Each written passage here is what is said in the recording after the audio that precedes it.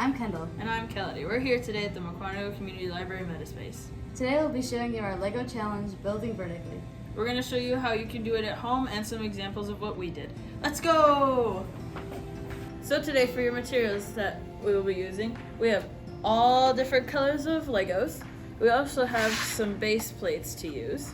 And then some optional materials are things like marbles or different props like a boat or a horse or other things, and then also some Lego minifigures.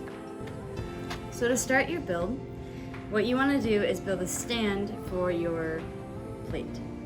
So what we're going to do is we're going to take stacks of 4 tall bricks. You can do this any way you want. There's some that are 4. You can do longer ones. You can even see that I connected some smaller ones. The main goal is that you want to make a row along the bottom of your plate with all of these bricks.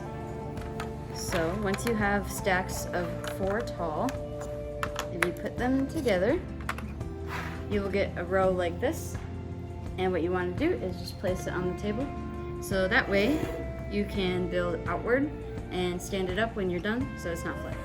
Some examples that we made that you can also try making at home are a marble course, a picture or a scene from one of your favorite movies or shows, and a scenic picture of something like nature or something else. Some other options you can have are making a Lego figure obstacle course or try writing something on the papers. Along with our different ideas, you can also try a couple different challenges.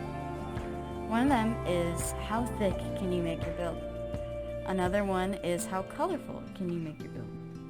And one third one is how detailed can you make your build? Have fun! We hope you enjoyed the theme of Building Vertically from this month's LEGO Club.